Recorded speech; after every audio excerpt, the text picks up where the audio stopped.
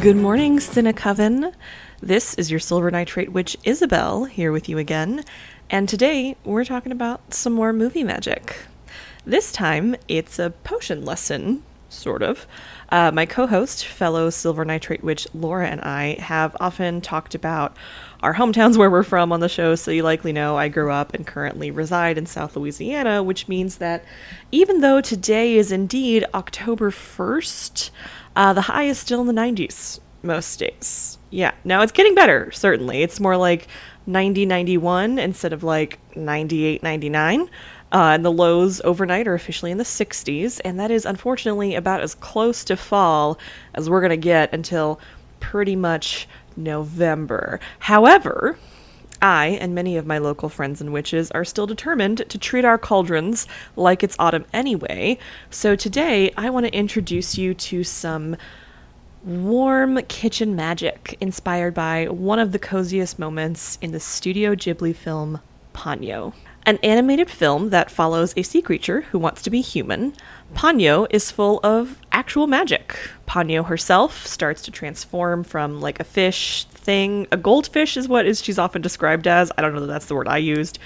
But she starts to transform from that fish into a little girl. Her parents are pretty magical. Her father is a wizard and her mother is a goddess. There is a nursing home that is protected from a tsunami by a giant bubble, and a toy boat becomes real, all in the span of a tight runtime of 101 minutes. A very magical film. And while the movie has a lot of magic in it, it's really more about, or at least I think, discovering yourself, understanding who you are, who you want to be, kind of like growing up into the person you were or you are supposed to become, just kind of understanding yourself better. But the magic from the film that I want to talk about today is none of the magic I've described and not even the magic of growing up. But I do want to focus on a bit of magic that can only be found in the most quotidian of places, the hearth of the home or the kitchen. So when Ponyo first transforms into a girl, she befriends a local boy in the seaside town that they live nearby in the water. I don't know. His name is Sasuke, and his mother is named Lisa. When Ponyo transforms, her use of magic causes this huge storm that causes a tsunami that kicks off the power to most of the city, or maybe it's an island. It's been a minute since I watched this, you guys, bear with me. But anyway, the power is out. They find Ponyo in their car, so Lisa picks up Ponyo and they bring her home with them to stay safe out of the weather. Once they're inside their little cozy hilltop house, Lisa lights some candles and gets to work making sure herself and her little charges are all nourished and warm with a classic spot of tea. Now, there is also the classic, quote-unquote magic ramen moment. We're not going to talk about that. Not because it's not amazing, but, that's a moment for another day. Today, I want to talk about tea magic. So tea magic, like candle magic, is something that a lot of us may not realize we've done many times over in our lives, whether or not literal, tea leaves are involved. It makes me think of that one meme of that guy saying something like, you mean to tell me we put plants and herbs in a pot and simmer it all day and it heals you when you're sick and we're not calling that a potion, we're just calling it soup? I feel the same way about tea, right? From the moment you decide to make yourself a warm, comforting beverage, whatever that beverage may be, to the first sip you take, you are creating a potion, a draft, an elixir, a brew, if you will. It's in itself a ritual that's just full of intention, which is honestly 90% of magic, all right? You select the perfect mug for the drink you're making. This one is for hot cocoa, this one for coffee, this one for black tea, this one for green tea, this one because it makes me think of my friend or my parent or your partner, this one because it makes you smile on a bad day, etc.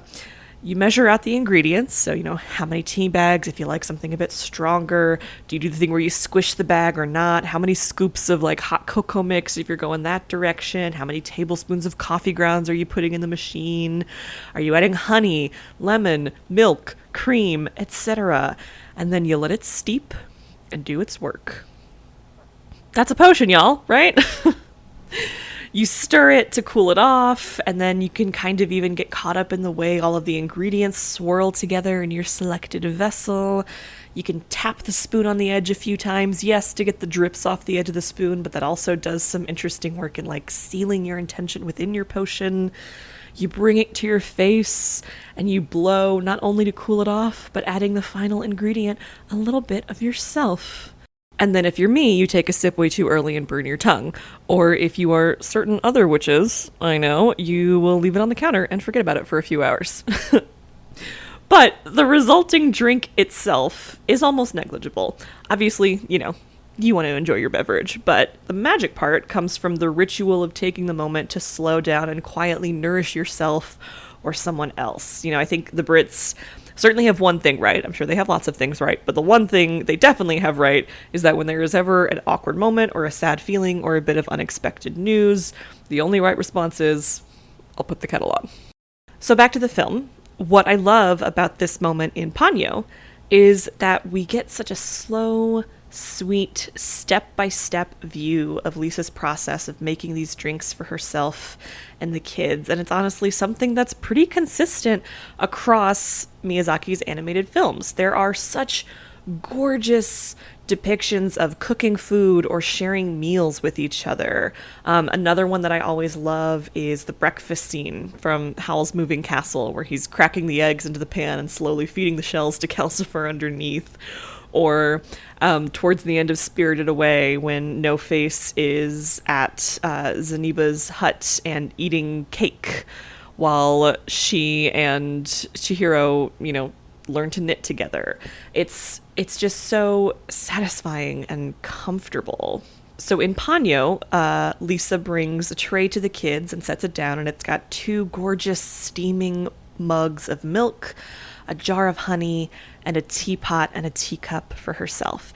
And there's something that I love about this. I only noticed this, I think, the last time I watched it, because my brain is always so focused on the milk drink because it is so satisfying to watch. If you've never seen the movie, you should watch it. If you have, you should rewatch this scene for yourself. We all know that it's the most satisfying part. What I love about what I noticed the last time I watched it is I never noticed that she's got this teapot and this teapot and cup for herself. And I love that for her, and I think that's really important. A big part of the plot in Ponyo is that Lisa is kind of doing things on her own. She is not a single mother. She is married. Sasuke does have a father. He is a fisherman, and he is almost always out at sea and on a boat. They will occasionally, when he gets close enough to shore, they have this giant light on a balcony near their house, and they'll communicate via Morse code and talk to each other. And so she sees him sometimes, but not a lot. And she is kind of figuring out how to do things on her own and take care of her son and herself without, her partner with them, because he is out working to also be able to take care of them. It's a complicated thing, and you can tell in the movie Lisa has a lot of complicated feelings about it, but what she always does throughout the film is, put her son first, but she doesn't ever forget herself either. And I think that's really beautiful and important. And I don't know why it took me until this most recent watch through to realize she doesn't forget herself. She makes herself a cup of tea, but I didn't realize it. Anyway, but she puts down the tray. It's got the gorgeous steaming mugs. And now the most glorious moment. She uncaps the honey jar. She dips a spoon in and pulls out the most beautiful heaped tablespoon of bejeweled, sparkling honey, and then swirls it into the mug of milk. Ah, amazing. So many people on the internet agree with me here about how glorious this looks, that there are boundless reels and TikToks of folks creating this recipe or similar ones with the scene from the movie playing in a split screen or in the background of their kitchen, and it's just lovely. So you can find any of those that you would like if you want to recreate this drink, but I will offer not only a recipe here for you, but also a bit of the magic ritual as well. So you will need, for this potion, brew, whatever you'd like to call it, 1 cup of your milk of choice, whatever that may be, 1 tablespoon of honey is, the traditional one, but whatever kind of sweetener you like or that you are able to use. Maple syrup or brown sugar I find are also really good in this, but I have done it with monk fruit sweetener before, and that is also truly excellent. Any kind of thing to just add a little bit of sweetness back into the milk. And any spices that you want to add. So any spices that you like the flavor of, or if you're looking for some particular inspiration to add intention to your drink. Cinnamon is good for prosperity. Ginger is really good for strength. Cloves are great for protection. And nutmeg is really good for luck. And those are all ones that kind of go really well together anyway, or would be wonderful added to a warm cup of honey milk on their own. So heat the milk however you're able to do. So microwave, stovetop, milk frother, whatever. You want it to be warm enough that it's kind of like producing steam off the top, but not to be boiled. A lot of times in like cookbooks, you'll see this described as like scalding the milk. You definitely want to do this because it'll taste really weird if it boils, trust me. In the last minute or so of heating, you are going to add in your spices because the flavor is going to impart better if it goes in while it is still warming up instead of after it's come off the heat. And then once it has reached your preferred temperature, pour the milk into your carefully selected drinking vessel. You should put a lot of intention into picking the cup you're going to drink out of. Whatever that intention is entirely up to you. But, really survey your drinking implements and pick the one that you see as the most fit. And then, the glorious part, stir in your spoonful of honey or sweetener, just like Lisa does. You can stir clockwise if you want to sustain creation or growth in your life, or you can stir counterclockwise to banish or release any bad energy that you feel like you have going on. Once you have incorporated your sweetener, you're going to tap the spoon on the edge of your mug 3 times. It's a very magical number to seal in your intent, and then enjoy. Will it grant you the magic to turn yourself from a fish to a human? Probably not. But it is a way for you to not forget yourself, to take care of yourself, and hopefully will make you feel more like yourself with every sip. You can find your Silver Nitrate Witches on various online platforms at LJ Valenza and at Belle Lang 303. Thanks so much to Findmotor for the use of their song Highway Moon. You can check out more about the band at findmotormusic.com. Thanks for listening. Stay witchy. Keep watching movies. And fix yourself a cup of tea.